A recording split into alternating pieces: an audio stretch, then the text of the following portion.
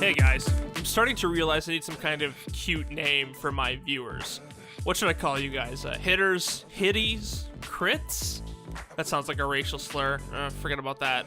Anyways, despite that intro, this is gonna be a semi-serious video on the whole hashtag YouTube is over party thing, but mostly it's gonna be about advertising, censorship, and about how this is really nothing new. If you want a funny, lighthearted video, we released a World of Warcraft skit in time for the new expansion last week. So check that out. I'll put a link to it in the description below. Anyways, let's get down to it. If you don't know what I'm talking about, I'll link some articles in the description, but here's the short version. Say I make a video about depression.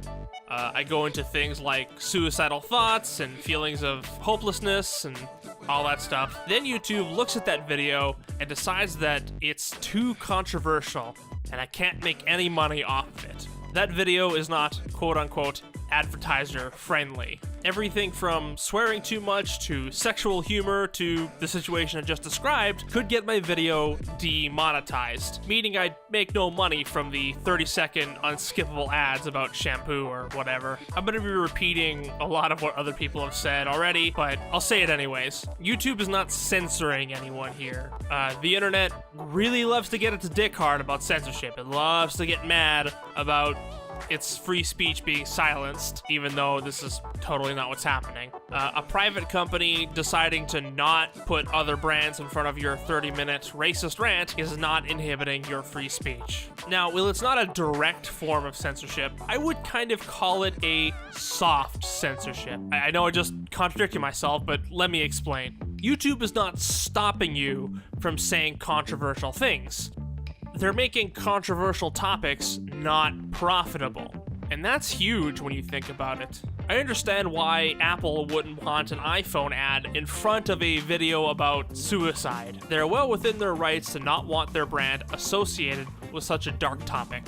And while YouTube says they've been demonetizing videos for a while now, it's only recently that they've started to tell you about it, and it's only recently that a bunch of channels started taking notice. I can't remember who said this, but I think it's very apt for our current situation. If you really want to hurt someone or silence them, you hit them in the wallet. You take away their income. This does something to a community. Nobody is prevented from talking about, say, Black Lives Matter, but they are discouraged from talking about it because nobody wants to lose their livelihood. If you make money off of YouTube, if it's the way you support your family and your lifestyle, what do you think you'll focus on? The content that does not rock the boat, the content that brings food to the table. I'm not saying we'll never see a video on depression. I'm saying that your average YouTuber now has a lot of reasons why they wouldn't want to cover it. That really bothers me. Maybe it doesn't bother you right now. Maybe you'll say like, oh, well, not every channel needs to cover those topics. That's kind of a big problem that a lot of social justice movements are facing already. Nobody wants you to rock the boat. Nobody wants you to take away their happiness somehow by talking about how terrible the world is. That's why mental health and suicide is such a big problem here, is because even though it's gotten better over the years, but for a long time, we didn't talk about it, very little research was done on it, and it was even kind of demonized as some sort of thing that condemned you as a person. This is especially true in America, but Canada's not that much better at dealing with mental health issues. And you start to think, what's stopping all these other social media sites from doing the same thing? Now, everybody's saying that YouTube is over and YouTube is gonna die. No one's gonna be leaving YouTube. Or I should clarify, nobody's gonna be leaving YouTube for another video site. If they're gonna go anywhere, they're going to go to Facebook, who's now doing the video thing, and supposedly, rumor has it, offering a better cut of the advertising money. Or they're gonna go to Twitter, or really any of these other sites that are starting to do video, as well as regular social media stuff.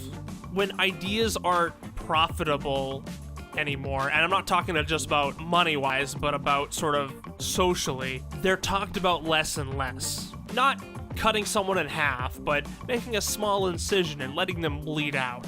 YouTube is not trying to solve any of these problems. They're not trying to solve Black Lives Matter or the terrible, terrible mental health institution They just want to paint over the cracks in the wall. They want to make everything look nice for the people paying them.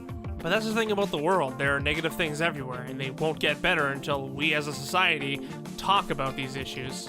It's good to be outraged at the Brock Turner rape case. It's good to be mad about how minorities are treated in the United States and in Canada. Big personalities talking about mental health has helped me get over my own issues. But when advertisers won't support these ideas, a lot of those big voices will silence themselves. Don't rock the boat, or you'll be too poor to do anything. And this is not really exclusive to YouTube. This has been happening since the dawn of time. This is kind of the same problem that's been plaguing journalism for a long time. A lot of people, including Freddie Wong, a creator I greatly respect, are saying the answer to this is not to complain, but to instead switch to brand deals and crowdfunding as a way to pay our favorite internet content creators. First of all, brand deals will have the same problem, where you're encouraged not to talk about certain subjects because of money. Second, crowdfunding has only worked for a small number of people. Jim Sterling, Greg Miller, the Kind of Funny guys, these are all outliers. For every great crowdfunding campaign, there are 5 or 10 who just don't meet their funding goal.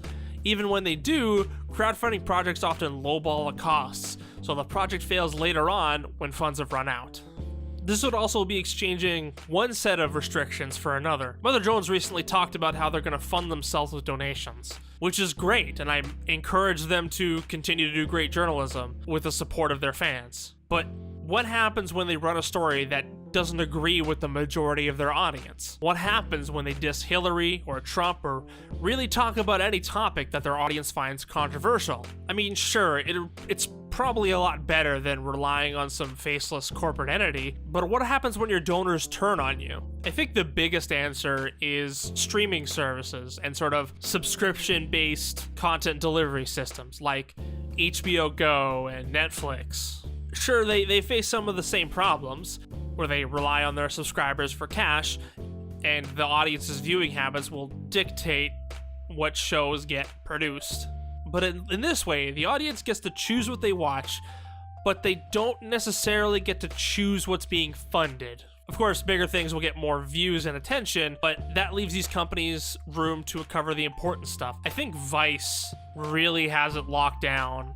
I think Vice is doing a really good job of seeing where the future of journalism is and just rushing for it. Getting people who are a fan of journalism, who are fans of good reporting, to cover the costs. Marketing dictates creation. That's how it's always been. But I encourage everyone that if you like someone's stuff, fund them directly, donate to them, give them your money directly. Don't just rely on some advertising to pay the bills. Like, please directly support the creators you like so that they can keep making awesome stuff, and directly support news organizations.